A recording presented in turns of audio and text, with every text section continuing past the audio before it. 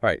So today we're diving deep into something I think a lot of us are interested in, uh, you know, building wealth Yeah. and learning how to manage money like the people who, well, Mm. seem to have figured it out, Yeah. Yeah. We've got this great article here, How to Save and Invest Money Like the Rich. Yeah.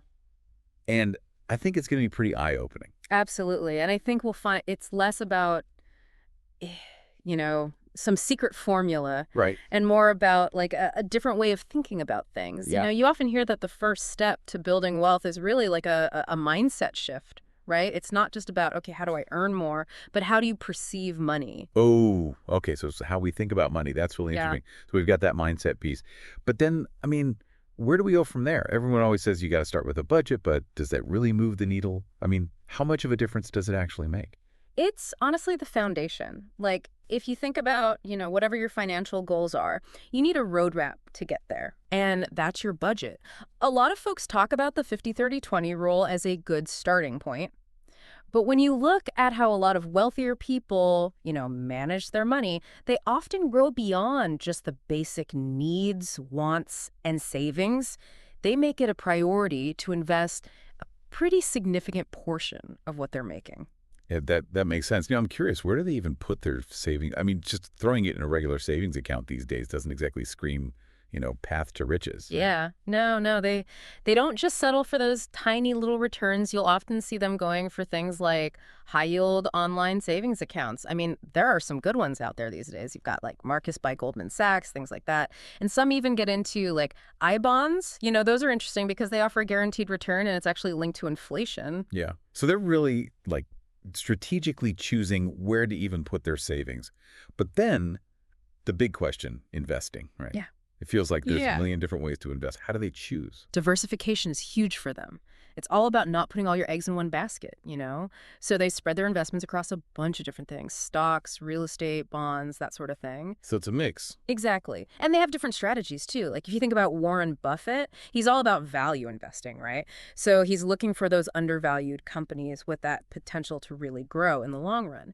But the key takeaway here is it's not about blindly copying what someone else is doing. You have to figure out, okay, what aligns with my risk tolerance? What am I comfortable with? And of course, what are my own financial goals? Yeah, it's like a custom-made financial plan for each person. Now, something I've always heard about is the power of compound interest. Oh, yeah. But I got to admit, it's always seemed kind of, I don't know, abstract. Like, how does it actually work in real life? I like to think of it like, imagine a snowball, right? Mm-hmm. You start rolling it downhill. It's tiny at first, but as it keeps going, it picks up more and more snow. It just grows exponentially. Okay, that makes sense. That's kind of like compound interest. Even small, consistent investments over time can build up to something way bigger. And then there's the whole idea of multiple income streams. Right.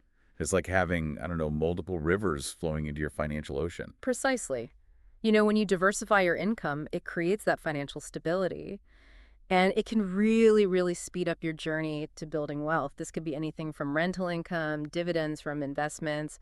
You could even have a side hustle that you love. That's so true. You don't have to be like a business tycoon to have multiple income streams. Even just starting with one extra one can make a difference. Oh, absolutely. Okay, this all makes sense in theory. But the big question is, how do we stay on track? How do we avoid those common money mistakes that can trip us up?